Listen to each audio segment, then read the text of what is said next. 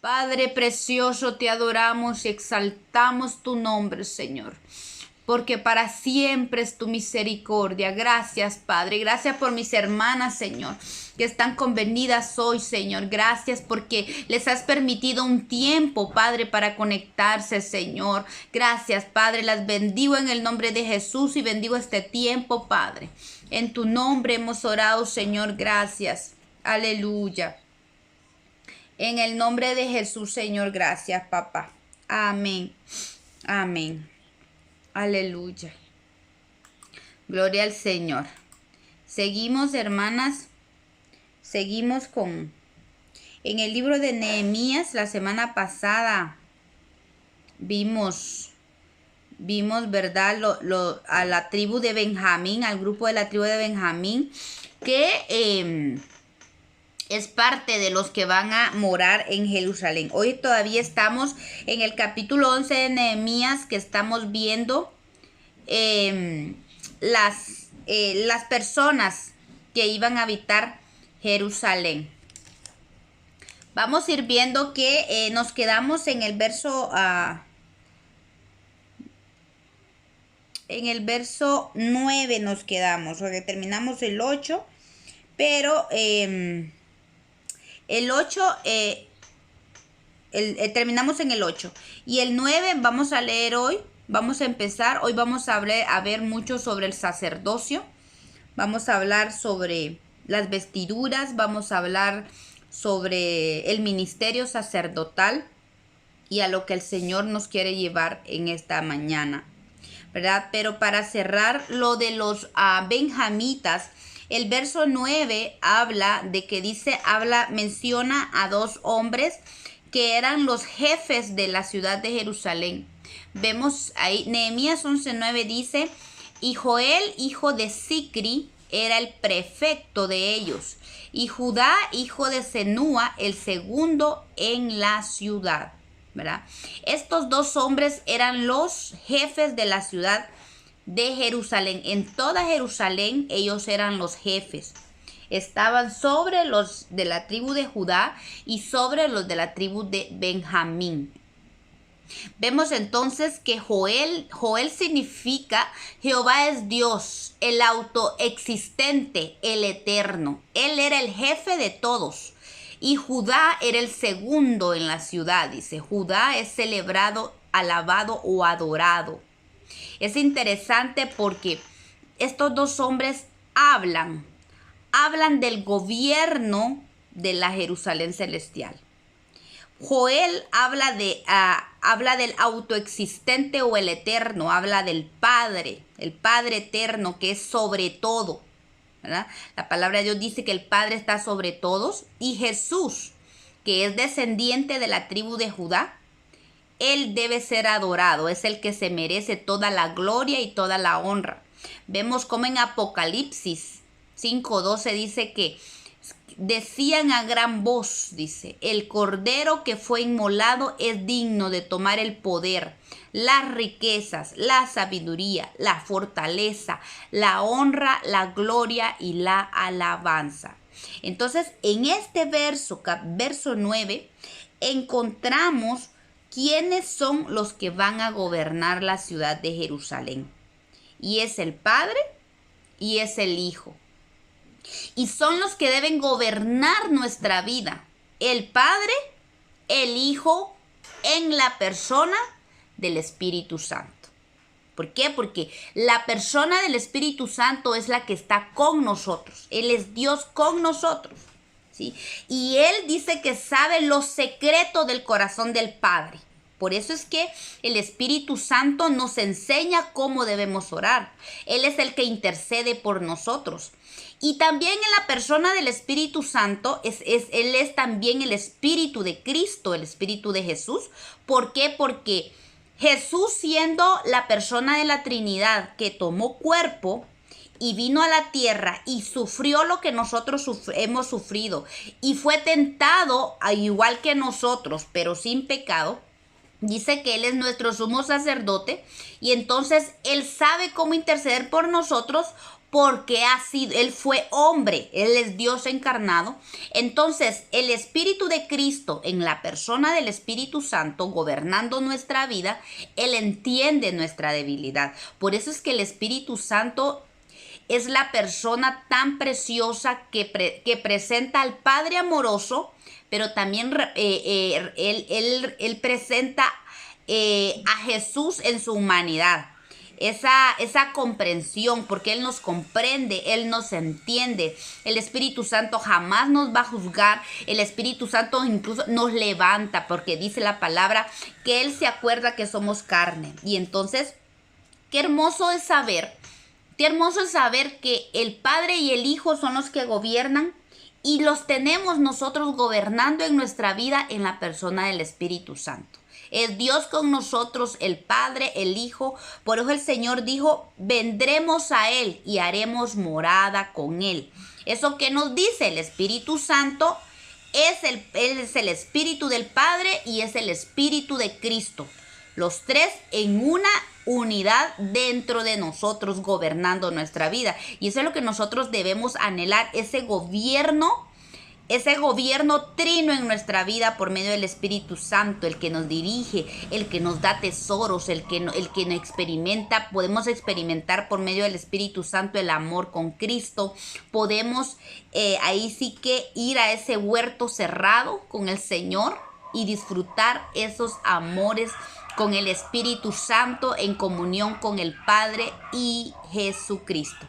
Ven qué lindo es saber esto. Me encantó este verso, porque este verso habla exactamente del gobierno del Espíritu Santo. Y esto podría ser un estudio tremendo, lo que significa el gobierno de la ciudad, pero vamos a verlo solo así un poquito, porque quiero que avancemos al ministerio sacerdotal que Dios ha determinado, porque ya hablamos de que que los jefes del pueblo eran los que iban a estar en Jerusalén, ese 10% también, que iba a estar compuesto por las tribus de Judá, parte de la tribu de Judá y parte de la tribu de Benjamín.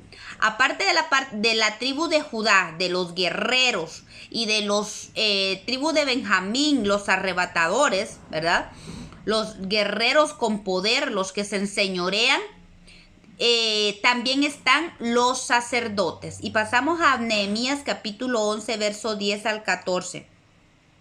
Y dice, de los sacerdotes, Jedaías. Jedaías era hijo de Joiarib, era hijo de Joaquín, ¿verdad? Hijo de Joarín, y también estaba Joaquín. Joaquín fue otro de los que gobernaron, de los que entraron a vivir en Jerusalén. Y Seraías, que era hijo de Hilcías, hijo de Mesulán, hijo de Sadoc, hijo de Meraiot, hijo de Ahitob, príncipe de la casa de Dios, sumo sacerdote, y sus hermanos, los que hacían la obra en la casa, 822.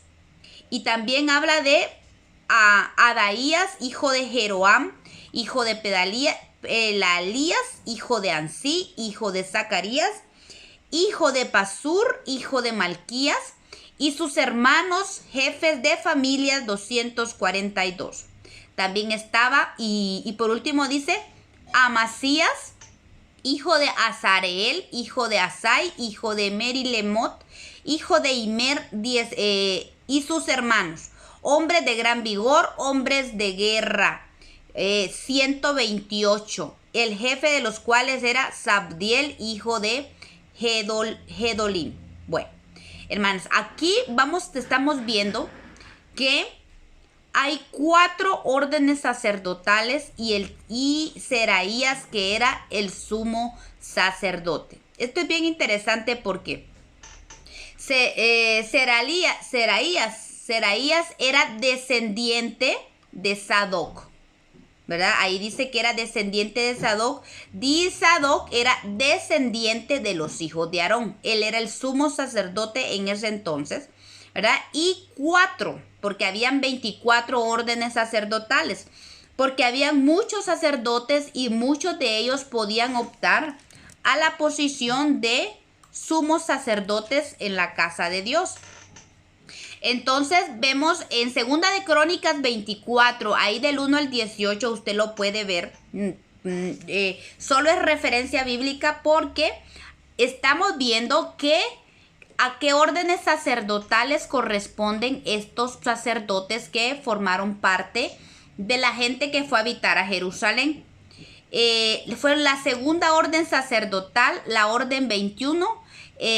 También estaba la quinta orden y el 16. También fueron 4 de las órdenes sacerdotales que fueron a habitar en Jerusalén. Y esto es muy, muy significativo porque estamos hablando de 4 órdenes y interesante porque si se dan cuenta dice la palabra de Dios que todos eran hombres de gran vigor. Estamos hablando de que todos eran hombres guerreros.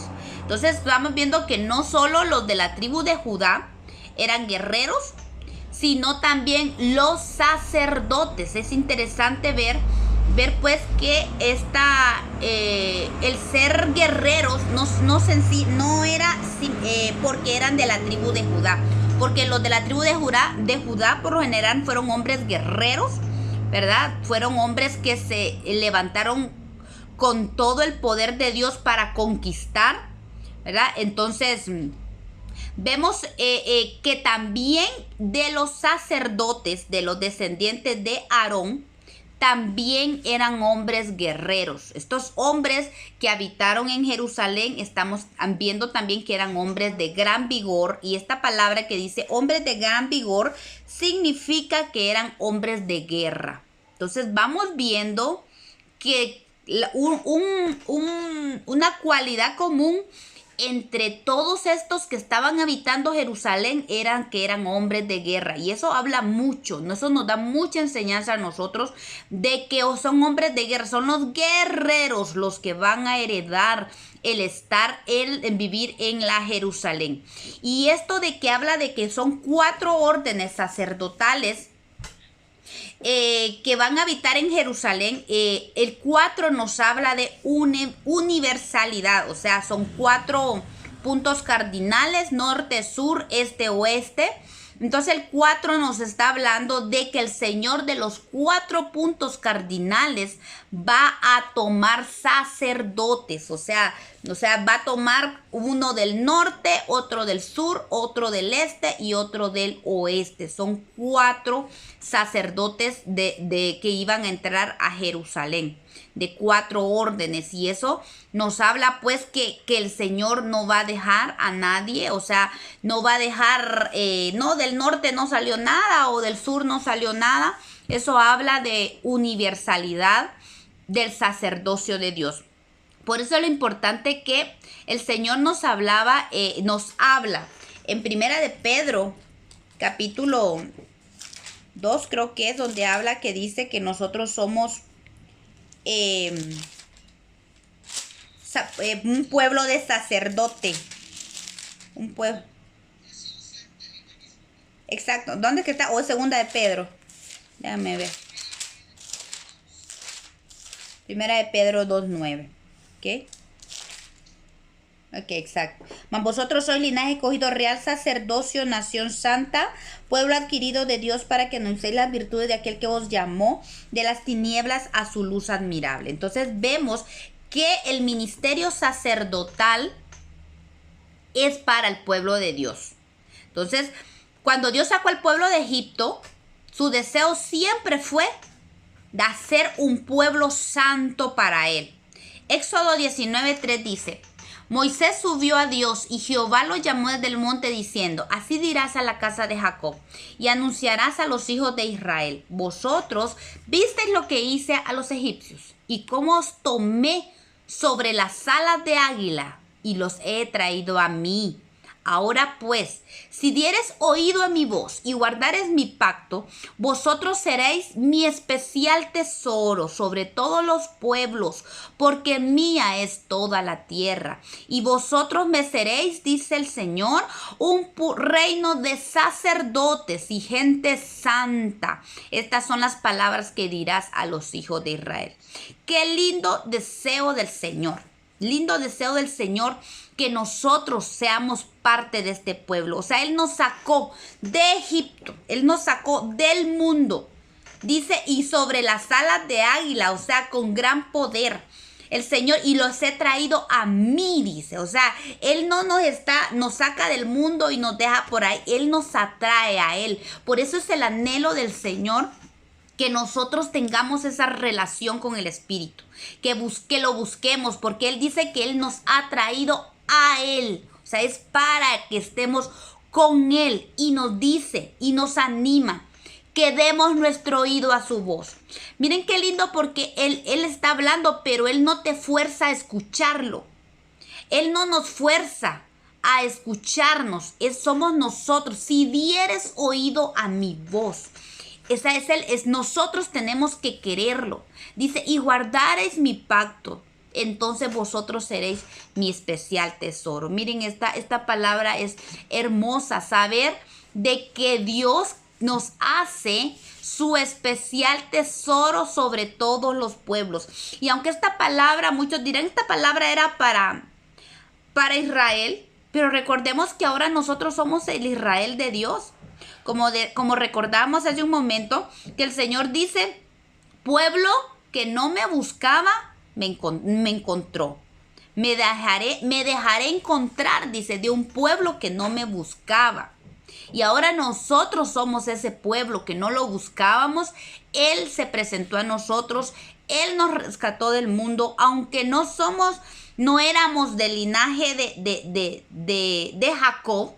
Pero ahora por Jesucristo, ahora somos linaje de Jesucristo. Gloria al Señor. Y somos una nación que Él ha tomado de todos los pueblos de la tierra. Ahora nosotros somos ese pueblo especial, ese especial tesoro que Él ha tomado de entre todos los pueblos de la tierra.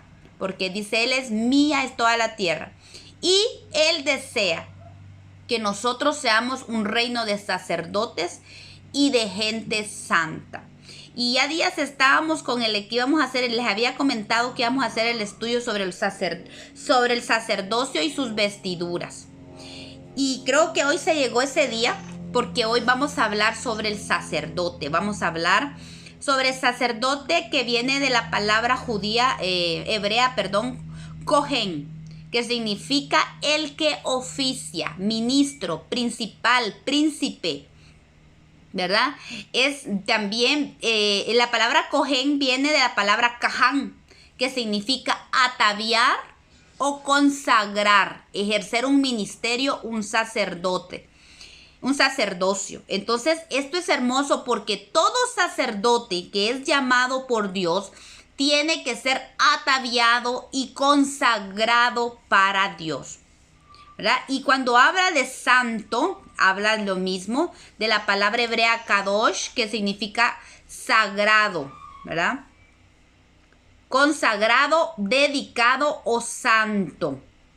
Y esa misma palabra se deriva de la palabra kadash, que significa ser limpio. O sea, cuando hablamos de dedicado y santo, habla de ser limpio, ser apartado, ¿verdad? Consagrado, dedicado, preparado incluso, mire, purificado, santificado y hasta señalado. Y esta palabra es interesante, señalado, porque está hablando de que Él nos sella, pone una señal sobre nosotros, y es la señal del Espíritu Santo. ¿Amén? Todo hijo de Dios debe lavar constantemente sus vestiduras, porque está en la presencia de Dios y Él demanda santidad. Éxodo 19:14 dice, y descendió Moisés del monte al pueblo y santificó al pueblo y lavaron sus vestiduras. En Éxodo 19, la palabra de Dios nos enseña que Dios quería hablar, como vemos en el verso anterior, que Él dice que Él quería a todo el pueblo, siendo un pueblo de sacerdotes. Viene el Señor y le dice a Moisés, baja y ve al pueblo y le dices que se preparen, que se santifiquen y que laven sus vestidos porque yo me voy a presentar a ellos. Pero vemos una triste historia, pienso aquí, para el pueblo de Israel, porque Dios, así como se presentó a Moisés y le presentó sus caminos, se presentó a Moisés, él quería presentarse de la misma manera al pueblo de Dios. La relación que Dios tenía con Moisés, él quería hacerla evidente también en el pueblo, con el resto del pueblo. Pero desgraciadamente, el miedo llenó el corazón del pueblo al ver la grandeza de Dios, al ver lo grande y terrible que era la presencia de Dios. Ellos tuvieron miedo. Y Dios lo que quería que ellos tuvieran era temor de Dios, porque el miedo nos aparta de Dios, mas el temor nos santifica y nos acerca a Dios. Éxodo 20, 19 al 21 dice, y dijeron a Moisés, habla tú con nosotros y nosotros oiremos, pero no hable Dios con nosotros para que no muramos. ¿Quién les había dicho a ellos que si Dios hablaba con ellos se iban a morir? Dios lo que les había dicho por medio de Moisés era de que se vistieran y que obedecieran lo que Moisés, la ordenanza de Dios, que no se acercaran, que solo llegaran a la orilla del monte, que no subieran más, que estuvieran allí, que Él se iba a acercar a ellos a hablar. Dios iba a descender del monte a hablar con ellos. Ellos lo que tenían que hacer era obedecer. En ningún momento el Señor les dijo que si les hablaba los iba a matar. Él les dijo que si traspasaban los límites que Él había marcado, iban a morir. Pero se dan cuenta lo que el miedo puede, un espíritu de miedo puede venir a trastocar el mensaje que Dios da. Porque ellos dijeron que no nos hable Dios para que no muramos. Dios no quería matarlos, Dios quería hablar con ellos. Entonces Moisés respondió al pueblo, no temáis, porque para probaros vino Dios, y para que su temor esté delante de vosotros, para que no pequéis. El temor de Dios, Dios quería que hubiera temor de Jehová en ellos, para que no pecaran. Dios se estaba mostrando de una manera poderosa a ellos, para que ellos entendieran, lo conocieran con temor de Dios, y que ese temor a Dios les evitara pecar contra Dios y que el temor los llevara a obedecer. Pero dice la palabra de Dios que entonces dice, el pueblo estuvo a lo lejos. Qué triste, porque ellos perdieron la bendición de estar en esa relación constante con el Señor. Prefirieron tener siempre alguien que estuviera de intermediario con ellos. Pero qué lindo hoy para nosotros saber de que ese velo se rompió. Ese velo el Señor vino y lo vino a quitar. Y ahora nosotros podemos entrar libremente, sin miedo, mejor dicho. Con temor de Dios, pero sin miedo como el pueblo lo tuvo en este entonces. Dios quiere, el Padre quiere ahora. El Señor Jesús vino a presentar a Dios en su faceta de Padre amoroso. Y entonces Él se ha presentado a nosotros en su faceta de Padre. Y ahora Él nos dice, como hijos, vengan y acérquense. Y el amado Jesús, nuestro amado Jesús, abrió la puerta. Él es la puerta y rompió el velo para que nosotros pudiéramos entrar a Él. Y ahora nosotros ya no necesitamos un sumo sacerdote, porque Jesús se convirtió en nuestro sumo sacerdote que abrió la puerta. Pero nuestro sumo sacerdote no era como los sumos sacerdotes de la antigüedad, que ellos entraban solo ellos y salían. Y el pueblo no podía entrar, pero nuestro sumo sacerdote rompió el velo y dijo, yo entro, ustedes también pueden entrar. Qué lindo nuestro sumo sacerdote. Ahora, Él intercede por nosotros, pero nosotros también podemos entrar libremente al trono de la gracia del Padre. Amén. Dios estableció sacerdotes debido al miedo y a la actitud del pueblo de Dios, de Israel. Dios tuvo que establecer sacerdotes para que estuvieran e intercedieran por el pueblo. Entonces el Señor le dice en Éxodo 28:1 a Moisés, harás llegar delante de ti a Aarón tu hermano y a sus hijos consigo de entre los hijos de Israel, para que sean mis sacerdotes, ¿ok? Plan B, el pueblo no me quiso a mí ser ellos sacerdotes. Voy a tener que tomar sacerdotes entonces para mí, dice el Señor. Entonces le dijo a Moisés que tomara a Aarón y a sus hijos, Nadab, Abiú, Eleazar e Itamar, hijos de Aarón. Y vemos pues aquí para un paréntesis para recordar que Aarón tenía 4 hijos, pero Nadab y Abiú Dios los tuvo que matar porque ofrecieron incienso, fuego extraño en el altar. Y había una ordenanza de que no podía ellos ofrecer fuego extraño. Muchos comentaristas hablan de que los ingredientes del incienso eran bien específicos. Incluso la cantidad de cada ingrediente del incienso era bien detallado. El Señor le dijo a Moisés, ni siquiera 1 gramo podían pasarse para hacer el aceite de la unción. Tenían que ser las cantidades específicas y los ingredientes exactos los que tenían que ser parte, que tenían que integrar ese aceite de la unción. Muchos comentaristas dicen que Nadab y Abiú, al parecer, parece que habían estado borrachos y ellos entraron con fuego extraño. Posiblemente no hicieron el aceite de la unción correctamente por la condición que ellos tenían. Y cuando entraron a ofrecer el fuego, pues fue un fuego extraño para Dios y Dios los mató. Y eso nos deja a nosotros mucha enseñanza. Porque la unción del Espíritu Santo es pura y nadie puede contaminarla. No podemos nosotros contaminar la unción, el aceite de Dios. Ese solo viene de Dios y nosotros no podemos agregarle nada. Cuando nosotros le metemos humanidad a la unción del Espíritu Santo, allí corremos mucho riesgo. Nadab y Abiú fueron muertos. El Señor ahora no nos condena con esa severidad de ese entonces, pero había que dejar un precedente el Señor en las Escrituras. Y eso para que nosotros temamos. Y cuando haya la unción del Espíritu Santo, anhelemos que no metamos nosotros nuestras manos, no metamos carnalidad o no metamos palabra que Dios no nos ha mandado a hablar, que tengamos temor de Dios.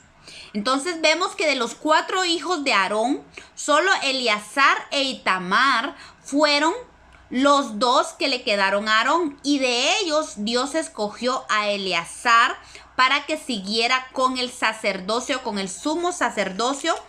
De él, Eleazar y sus generaciones fueron escogidas por Dios para ser sumos sacerdotes. Ahora Itamar y sus descendientes solo fueron sacerdotes.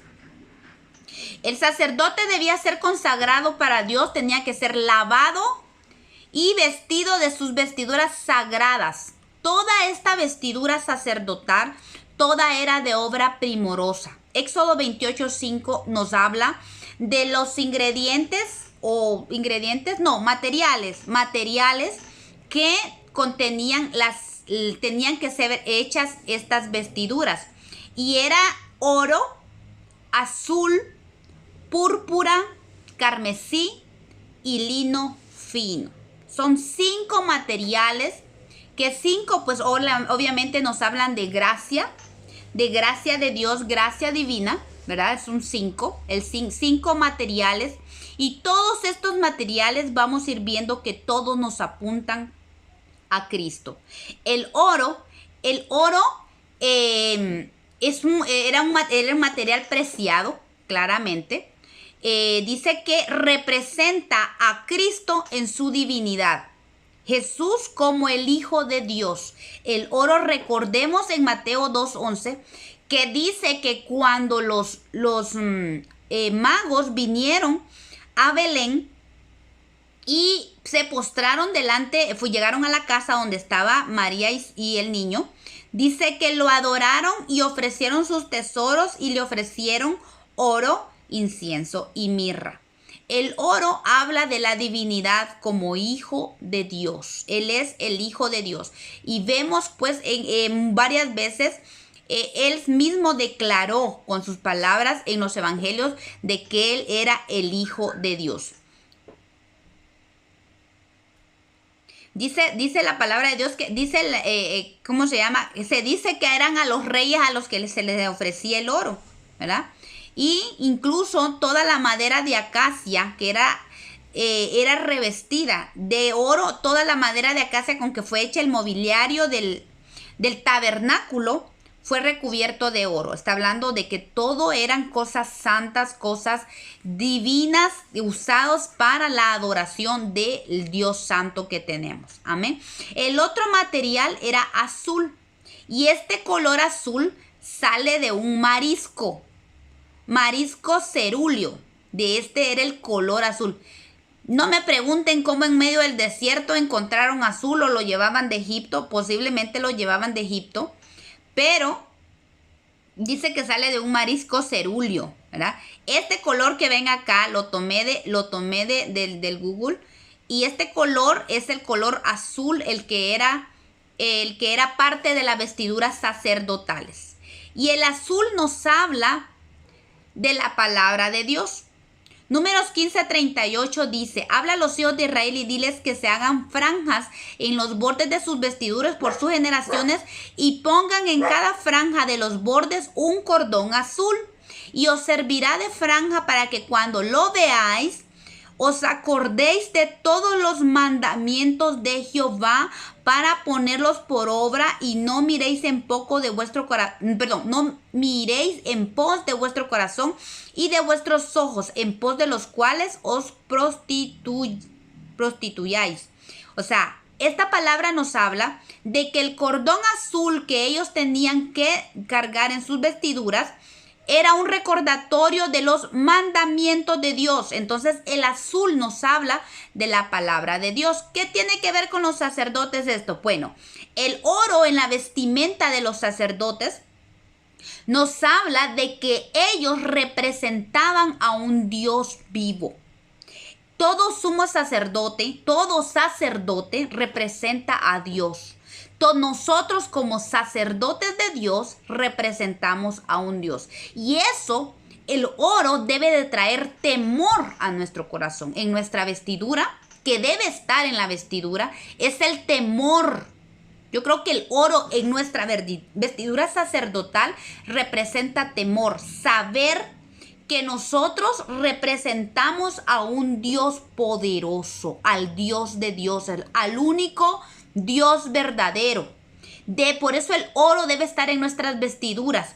Además, es esa genética divina que Dios ha puesto en nuestra vida. Y esa genética divina en nosotros va siendo transformada, va siendo multiplicada, por decir así. Esa genética divina de Dios va entrando y se va metiendo en todas nuestras células. Y ese ADN que Dios ha puesto en nosotros nos lleva a esa transformación en nuestra vida, ¿verdad? Él metió su divinidad en nosotros y eso nos tiene que ir transformando. Por eso es que un día seremos tal como Él es, porque Él ya implantó en nosotros su genética.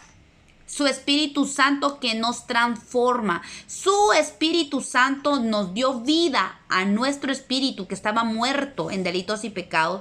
Y ese su Espíritu Santo va siendo transformado. Entonces, el oro en nuestras vestiduras representa el temor de Dios, la reverencia que en nosotros debe de haber, que nosotros representamos a un Dios vivo.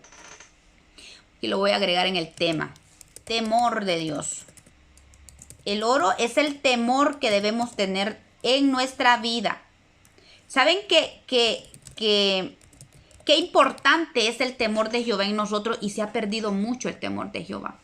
Se ha perdido tanto el temor de Jehová y que se toma tanto a la ligera. Hemos tomado, porque la verdad es que todos como iglesia de Dios, como cuerpo de Cristo, como pueblo de Dios, hemos perdido el temor de Jehová. Hemos perdido el temor de Jehová y tomamos a la ligera ser hijos de Dios. Y todo hijo de Dios es un sacerdote, como leímos, como nos dice Pedro, que somos un reino de sacerdotes. Entonces el temor de Jehová debe ser algo que nos identifique a nosotros. Y si nosotros no aún tenemos muy poco temor de Jehová o no tenemos temor de Jehová, pidámoslo. Es importante porque es parte de las vestiduras sacerdotales que todos y cada uno de nosotros como sacerdotes de Dios debemos de tener. Es parte del oro que debe haber en nosotros, porque ese oro representa la divinidad de Dios, representa a Cristo en nuestra vida y nosotros tenemos que ser fieles testigos de Dios en la tierra. Jesús dijo que nosotros éramos la luz del mundo, así es que esa luz, ese oro, ¿verdad? Porque aquí también dice que oro también es luz, creo que aceite claro, dice, habla de claridad, ¿verdad? Habla de amarillo, la luz es amarilla. Entonces somos la luz del mundo y es ese oro que es Dios en nosotros, en nuestra vida. Y el azul pues habla de la palabra de Dios que debe de ser en nosotros, no solamente en conocimiento, sino permitirle al Señor que esa palabra nos lleve a transformación.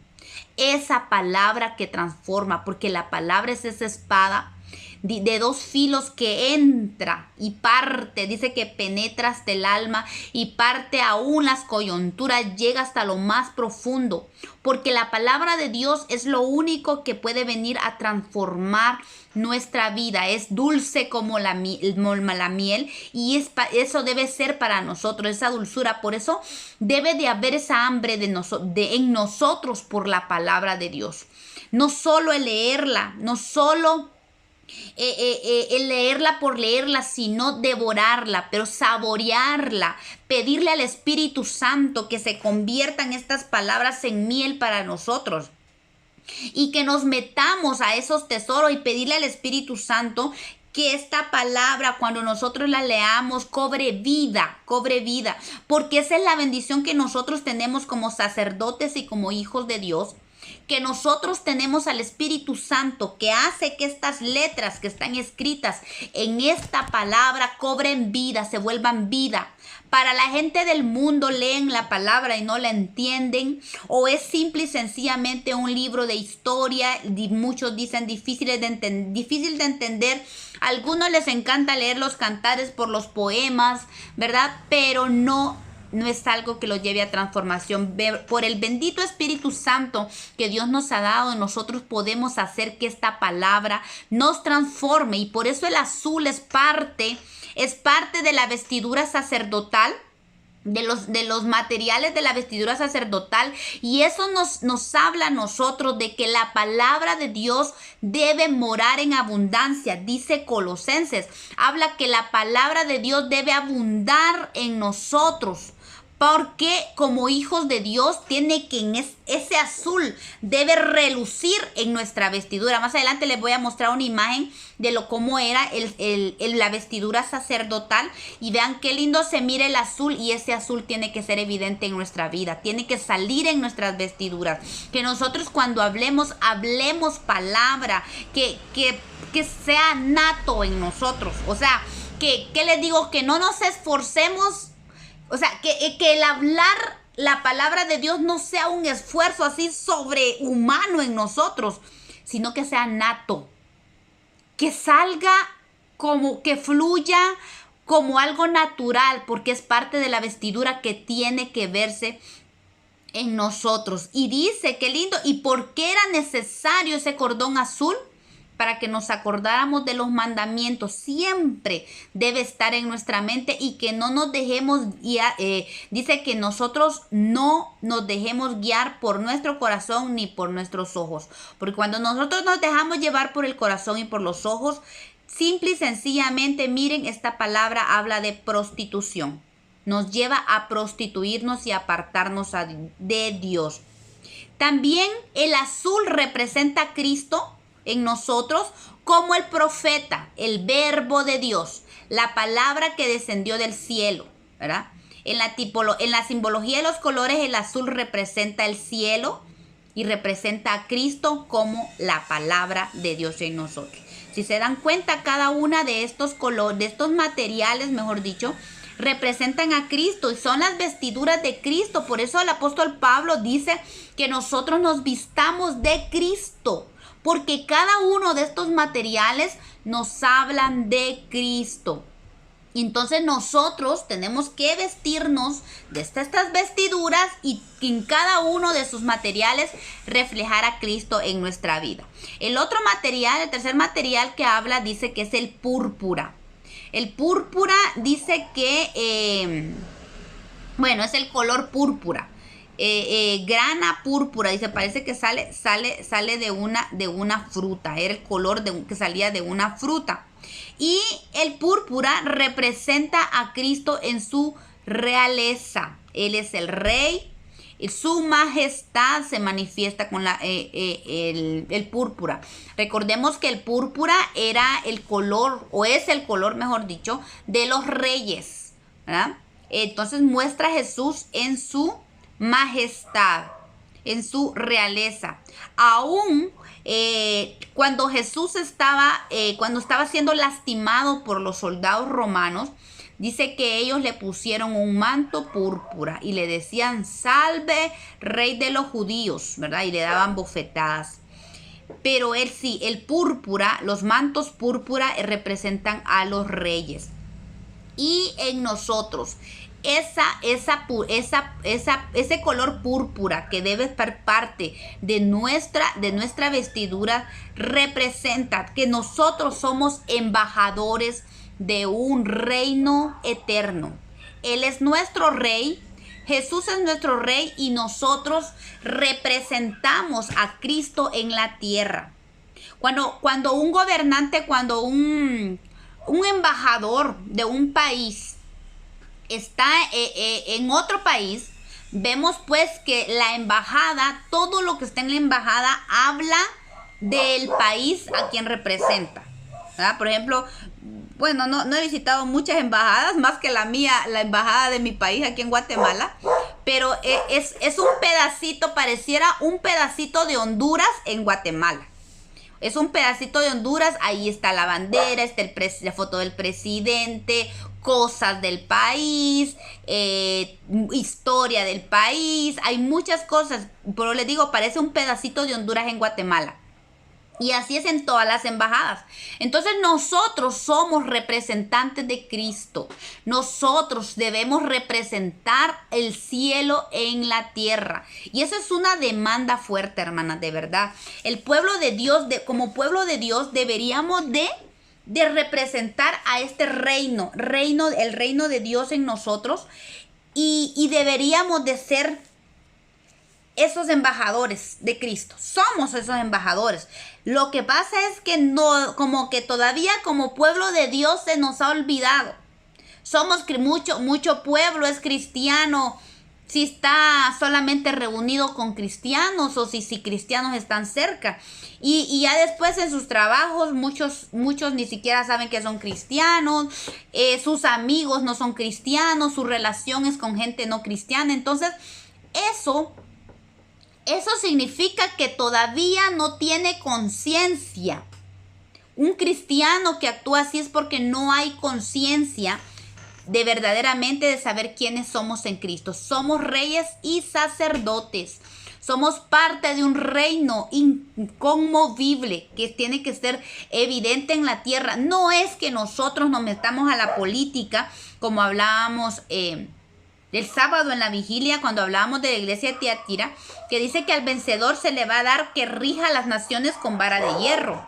Porque somos parte de un reino, porque cuando Cristo venga a establecer su reino aquí en la tierra, nosotros vamos a reinar juntamente con Él. Pero mientras tanto, es un reino en nuestros corazones y que tiene que ser evidente al mundo.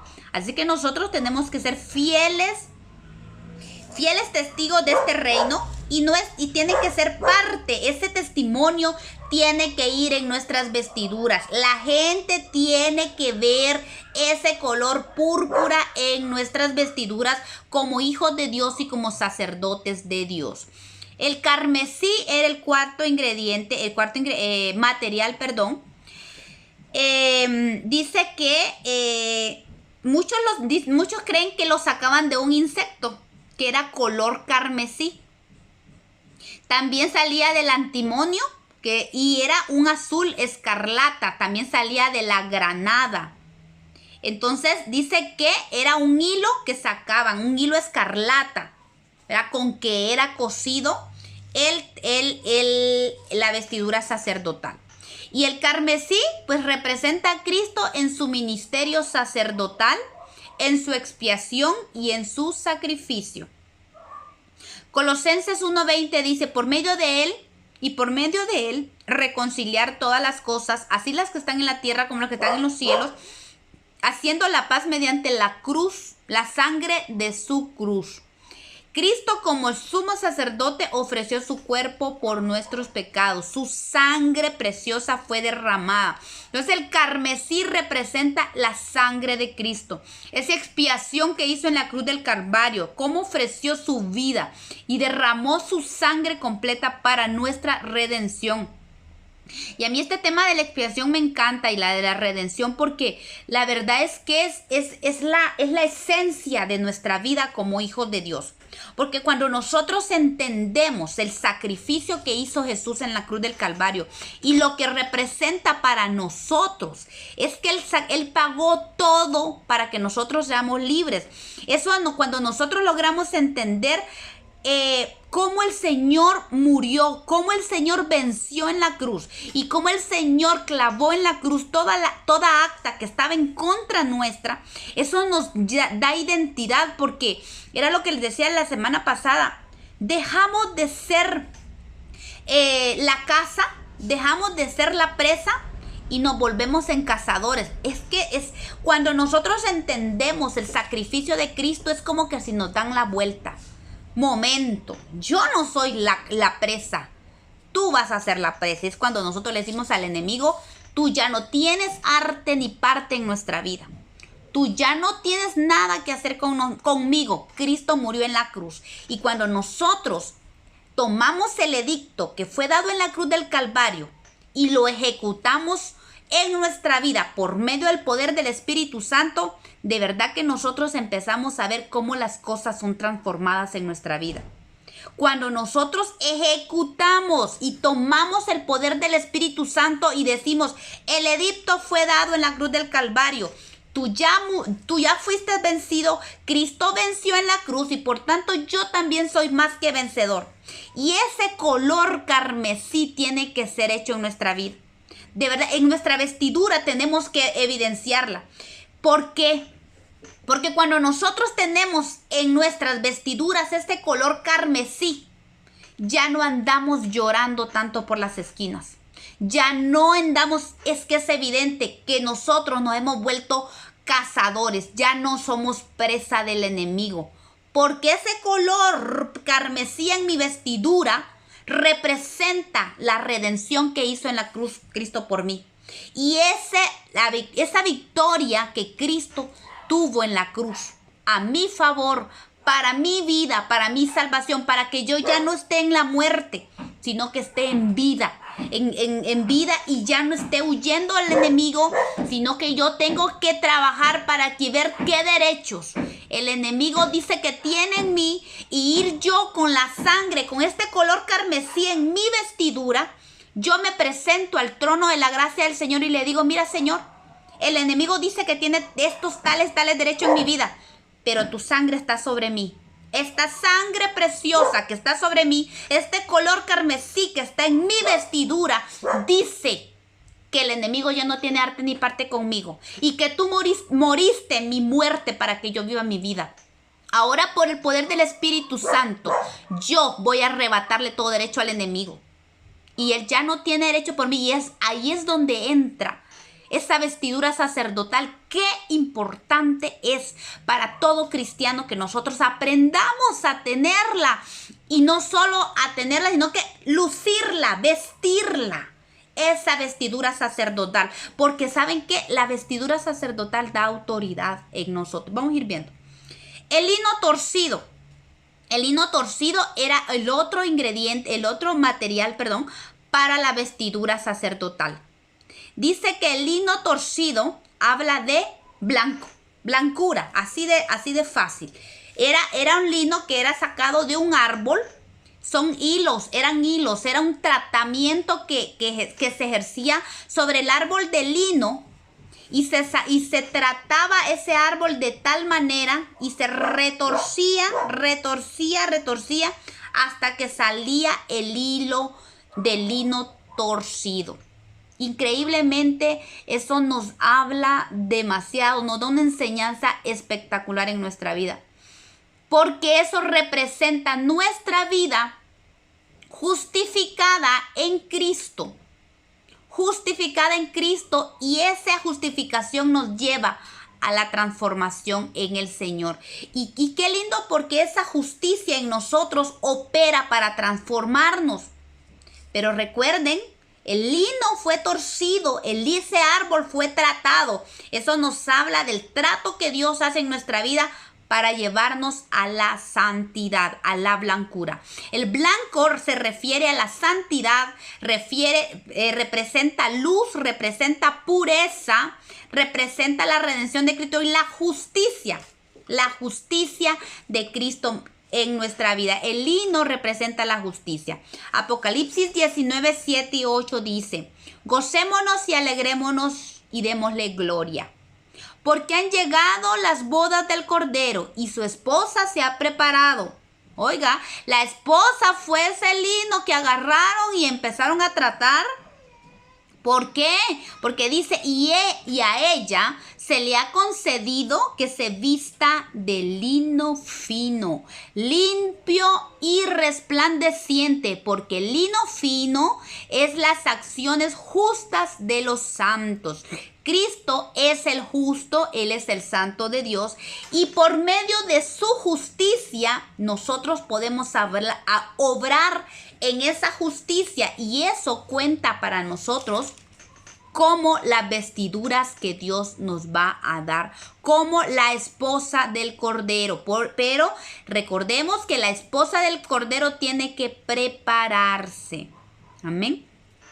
Pues estos son los materiales que llevan las vestiduras.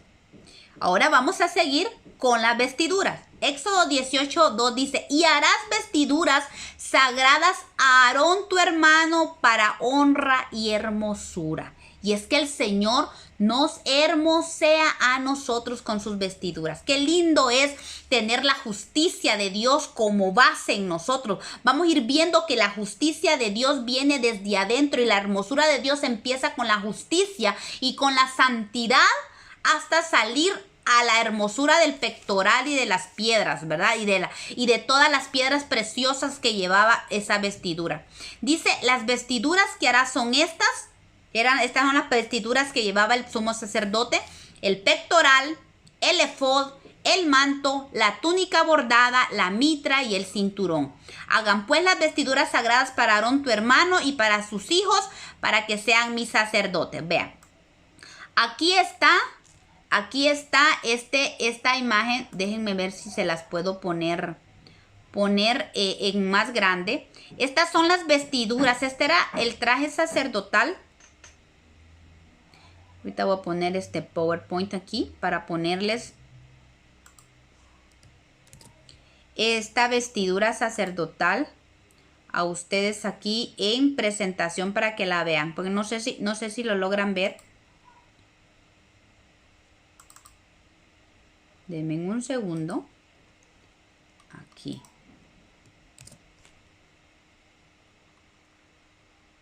Perdón que está un poquito lenta, pero si no, mejor nos regresamos a la otra.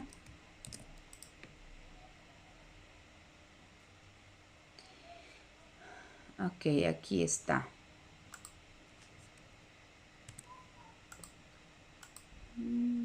Déjenme ver acá si lo puedo.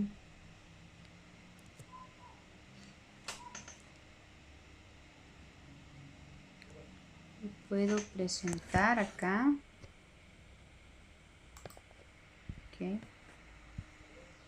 Aquí está. Aquí está. Vean. No sé si lo logran ver. Aquí está este lado. Él es el sumo sacerdote. Él es el sumo sacerdote. Tenía su mitra, su diadema que decía santidad de Jehová. Ven la base, el lino, la vestidura de lino. blanco que iba abajo. Luego iba el manto del efod, que era el azul. Aquí está el azul, ¿ve? Y luego, este es el manto del efod y luego venía el efod, es este otro de arriba. Este de colores que lleva púrpura, carmesí y todo iba con lino fino. Y arriba pues el pectoral con todas las piedras, el umín y el urín y el tumín. Y las piedras de engaste de ónice que agarraba el pectoral. Este otro que vemos de ese otro lado era el traje para los sacerdotes que no optaban para el puesto de sumos sacerdotes. Esto eran para los hijos de Itamar. Amén. Ok. Volvamos al documento. Ok. Entonces ahí está las vestiduras del sumo sacerdote. Dice, asimismo, después de que le dijo del efod y todo eso, le dice la mitra. Tiene que ser de lino fino y los adornos de la tiara de lino fino y los calzoncillos de lino y de lino torcido. También el cinto dice de lino torcido, de azul, púrpura, carmesí, de obra de recamador, como Jehová lo mandó a Moisés. Hicieron asimismo las láminas de la diadema santa de oro puro y escribieron en ella como grabado de sello, santidad a Jehová. Entonces, algo que representaba o que identificaba al sumo sacerdote era la santidad, apartado para Jehová. Y eso iba en la diadema que iba sobre la mitra del sumo sacerdote, santidad a Jehová, y pusieron en ella un cordón azul. Vean, cordón azul, la palabra de Dios va atada a la santidad, para colocarla sobre la mitra por arriba, como Jehová lo había mandado a Moisés. Las vestiduras eran para Aarón y sus descendientes, de los cuales unos eran sumos sacerdotes y los otros solo eran sumos sacerdotes. Después dice, Moisés hizo acercarse a los hijos de Aarón y les vistió las túnicas, les ciñó sus cintos y les ajustó las tiaras como Jehová lo había mandado. Estas vestiduras nos indican que los sacerdotes tenían que cubrirse con los vestidos que hablan de otro. O sea, está hablando de que es un símbolo. Esa vestidura, la vestidura sacerdotal, es un símbolo de la justicia de Cristo. Por eso la vestidura sacerdotal no tiene que hablar nada de nosotros. Nada de que un sellito que aquí diga Sara o que diga fulano de tal. No digo las del nombre de las hermanas, pero o sea, esa vestidura sacerdotal era íntegra. No podía metérsele una idea de que tal vez al diseñador se le ocurrió, por ejemplo, lo mandé a hacer con los de Adidas y le puso Adidas ahí, ¿verdad? Nada que ver. Esas vestiduras sacerdotales eran un símbolo de justicia, pero no nuestra justicia, es la justicia de Cristo. Por eso el sacerdote se vestía con las vestiduras que hablan de alguien más, hablaban de Jesús. El Salmo 132:9 dice, tus sacerdotes se vistan de justicia. ¿Ve? ¿Se dan cuenta? Las vestiduras representan la justicia de Dios. Las vestiduras sacerdotales nos recuerdan la santidad que se requiere para acceder al trono de Dios y para interceder por ellas. Es que el entender que estamos vestidos, que tenemos una vestidura que no habla de nosotros sino de otros, eso nos da a nosotros responsabilidad de quiénes somos nosotros. Y bueno, el tiempo se nos alargó, pero no sé, a ver qué hora es. Las 12. Y vamos a empezar a hablar de los calzoncillos y de aquí para arriba. Si quieren, vamos a hablar un poquito de los calzoncillos. Y vamos a dejar tal vez las otras partes para después. Éxodo 28, 42 y 43 en Levítico, ahí encontramos, dice que les harás calzoncillos de lino para cubrir su desnudez. Serán desde los lomos hasta los muslos. Eran unos calzoncillos que eran de lino fino y eran cubiertos desde arriba hasta abajo. Y esos calzoncillos iban bien ceñidos, bien amarrados. ¿Por qué? Porque eso habla de que, ahí no sé cómo decir la palabra, de no ser flojos en nuestra vida, de no ser blandos con el pecado. Los calzoncillos y el lino habla de la santidad que debe haber en nuestra vida. La primera prenda de que debían utilizar los sacerdotes o servidores del Altísimo eran los pañetes de lino. Así dice la versión antigua de Casiodoro Reina. O simplemente calzoncillos de lino. Pero ¿cuál era la razón para este mandamiento?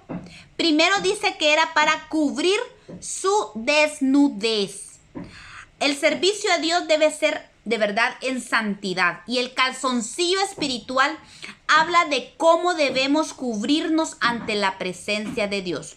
Cuando vencemos la tentación es porque estamos cubiertos con los calzoncillos de santidad. Miren, hermanas, yo creo que el Señor me hablaba la vez pasada al respecto, yo creo que ya se los había comentado. El Señor me hablaba al respecto de esto y me decía, mucho sacerdote mío, mucho siervo mío, se ha preocupado por la vestidura que todo el mundo ve, pero no se ha preocupado por sus calzoncillos.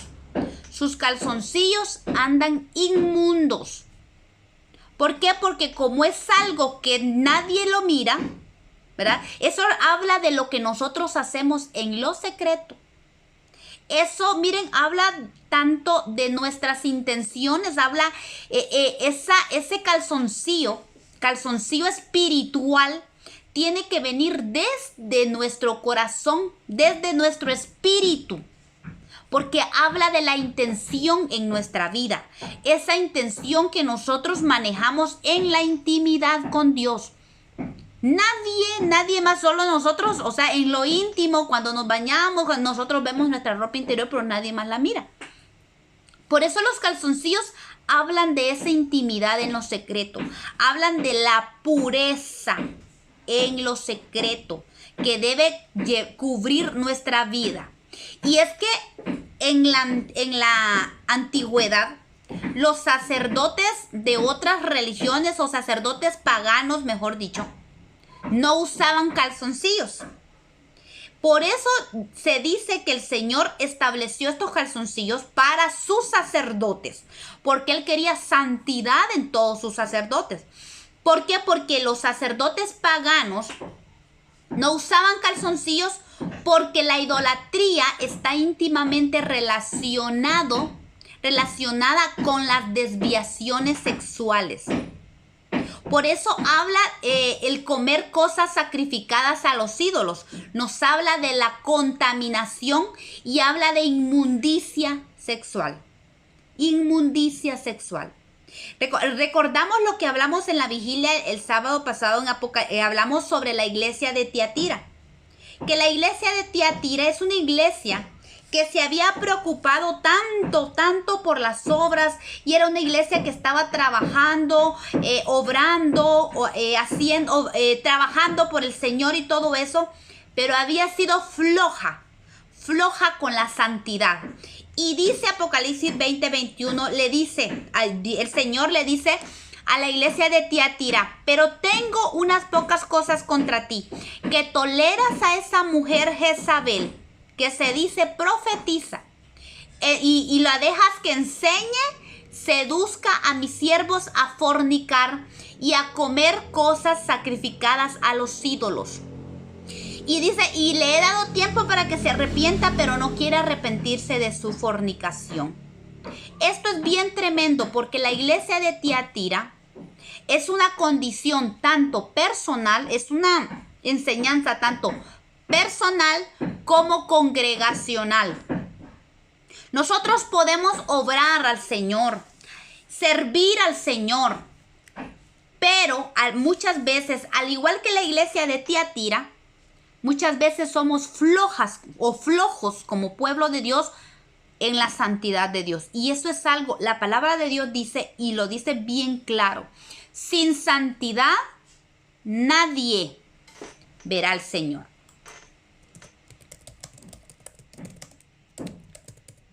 Entonces, qué importante es entender nosotros que la santidad es lo básico en nuestra vida. Cuando el sacerdote empezaba a vestirse, empezaba con los calzoncillos. Era lo primero que se ponía. Los calzoncillos de lino. y luego la túnica de lino, y vamos viendo que es la justicia de Dios es la que empieza en nuestra vida y se hace evidente, y la justicia de Dios nos tiene que llevar a la santidad. Es amar a Dios, su justicia va siendo paulatina en nuestra vida, y eso nos está llevando a la santidad. Y qué lindo, porque la santidad es una determinación en nuestra vida, es una obra de Dios en nuestra vida. De entrada, la santidad, el Señor nos ha santificado, pero también nos sigue santificando. Es una obra progresiva en nosotros. Entonces necesitamos la justicia de Dios en nosotros para que esa obra de santidad vaya siendo una realidad en nuestra vida, y no toleremos a la Jezabel espiritual en nuestra vida. Y cuando hablamos de Jezabel, esto no excluye a los hombres. Es un espíritu inmundo que seduce a hombres y que seduce a mujeres. El espíritu jezabélico se mueve en la seducción de estilo sexual, tanto en hombres como mujeres. Así es que no vaya a creer usted que solo la hermanita que se viste de una manera sensual y ande en medio ahí seduciendo a los hombres, es la única que tendrá el espíritu jezabélico. También los hombres tienen un espíritu jezabélico. ¿Sabe por qué? Porque los hombres son los que seducen también a las mujeres. Entonces, este espíritu jezabélico se da general en siervos, en no siervos, en todo el pueblo de Dios. Pero esta mujer también representa un espíritu antiprofético. ¿Por qué? Porque esta mujer fue la mujer histórica, la Jezabel que encontramos nosotros en el libro de los Reyes y en Crónicas. Está hablando de que su mayor lucha fue contra el profeta Elías. Esta mujer quería destruir completamente a todos los profetas. Incluso ella los mandó a matar. Pero hubo un siervo del rey Acab que iba rescatando a los profetas de 50 en 50 y los metió en una cueva. Al fin que habían como 700 profetas o 1000 profetas, no recuerdo bien el número, mejor no digo porque no tengo exactamente, no recuerdo bien, pero este hombre apartó una gran cantidad de profetas. Tanto así que como la Jezabel había matado casi todos los profetas, Elías pensó que solo él quedaba, y Elías incluso le temió a Jezabel, ¿verdad? Entonces vemos que esta mujer no solo es un espíritu de falsa profecía que se mueve en la iglesia, sino también es una potestad que está en contra de toda la profecía pura que viene de Dios. Y por eso la Jezabel, este espíritu jezabélico, lo que hace es que a los siervos de Dios, a los profetas de Dios, en esta parte, de lo que representa todo lo que hace este espíritu jezabélico, lo que hace es que contamina a los profetas. Y entonces los profetas mucho profeta ya no anda en la unción de Dios, sino que es una unción contaminada. Entonces es una unción jezabélica que incluso profetiza en medio de la iglesia y enseña, vea, que se dé cuenta que no solo se mete con los profetas, también se mete con la enseñanza. Se mete con los pastores, se mete con los maestros, se mete con la enseñanza y diluye la palabra pura, la contamina. Y cuando hablábamos el sábado en la vigilia, que esta palabra que dice seduzca, también habla de engaño. No solamente habla de la seducción de parte sexual o de parte idolátrica, sino que también está hablando de engaño, porque es un espíritu de engaño que viene a los siervos de Dios. Porque esto dice que es un espíritu o es una potestad que se mueve en medio de los siervos de Dios. Y los engaña, ¿para qué? Para que forniquen. O sea, hablamos de que la fornicación es contaminar la esencia de lo que es Dios en nuestra vida. Cuando ya nosotros desviamos nuestra mirada para ver cosas que nos apartan de Dios, eso es fornicación. Y dice, y a cometer cosas sacrificadas a los ídolos. ¿Ve? Entonces vemos esto, que se contamina tanto a la iglesia, pero esto pasa por ser flojos. Esto pasa por no tener ceñidos ni los calzoncillos ni la túnica de lino fino, de lino blanco. O sea, se es flojo. Por eso es que el Señor le dijo a Moisés, ciñe bien a Aarón y a sus hijos. El ceñir nos habla de no ser tolerantes con la Jezabel.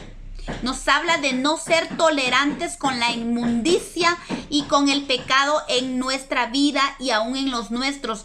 Y aunque muchos nos digan que somos cuadrados, pero es importante que nosotros entendamos esta santidad. ¿Y por qué cubría? ¿Por qué necesitaba ese cinto también? Que fuera bien ceñido el calzoncillo, porque un calzoncillo que no está bien ceñido se cae, ¿verdad? Se cae, se resbala y dice para que no se vea su desnudez.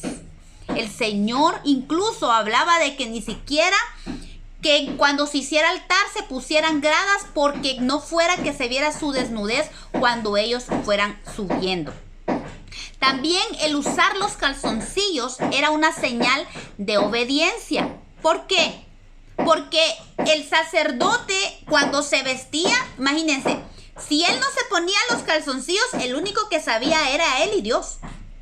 Porque la gente lo miraba y lo miraba con su resto de vestidura, pero no miraba lo de adentro. Entonces, el ponernos los calzoncillos sacerdotales, los calzoncillos del lino, es parte de la obediencia, porque solo el sacerdote sabía si lo llevaba puesto o no. Es cosa de obedecer el mandato divino o rechazarlo. Pero el ministro del Altísimo sabía que al Dios a quien servía lo sabe todo y lo ve todo. Pues eso es algo que nosotros tenemos que tener, el temor de Dios, saber de que a Dios no le podemos esconder ni lo podemos engañar. No podemos esconderle nada ni engañarlo. Por eso el Señor dice, de acuerdo a la obediencia que nosotros tenemos que tener, dice que el Señor Jesús dijo, no todo el que me dice Señor, Señor entrará en el reino de los cielos, sino el que hace la voluntad de mi Padre que está en los cielos. Esto dice Mateo 7:21. Y el Salmo 93:5 dice, tus testimonios son muy firmes. La santidad conviene a tu casa, oh Jehová, por los siglos de los siglos. Entonces es necesaria la santidad en nuestra vida.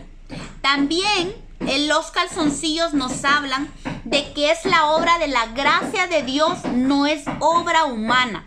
Fíjense que los calzoncillos estaban diseñados para que cubrieran desde los lomos, estamos hablando desde arribita de la cintura hasta los muslos. Esto era con el propósito de evitar a toda costa el sudor. Fíjense, Ezequiel 44:18 habla que dice, turbantes de lino tendrán sobre sus cabezas, hablando de los sacerdotes, y calzoncillos de lino sobre sus lomos. Dice, no, que el Señor dice, y se ceñirán, pero no se ceñirán con cosa que los haga sudar. El lino fino, el lino es un material tan interesante que no permite, es tan fresco que no permite el sudor. Por eso el Señor no quería que los sacerdotes usaran calzoncillos de otro material que los hiciera sudar, sino del lino. ¿Y eso qué nos habla? El sudor habla de esfuerzo humano, habla de cuando uno suda es porque ha hecho un esfuerzo, ha caminado mucho o ha ejercitado o ha hecho, entonces habla de esfuerzo humano. Entonces esto también nos habla, el lino nos habla de la gracia de Dios. ¿Por qué? Porque no es con esfuerzo humano que nosotros buscamos la santidad. Es la gracia de Dios y la justicia de Dios en nuestra vida que nos lleva a la santidad. Y también dice que señalaba que no era que esta obra de la salvación no es por obra humana, sino por la justicia que es de Dios, ¿sí? Amén. Y nos recuerda que debemos caminar en la justicia de Dios obrando conforme a ella.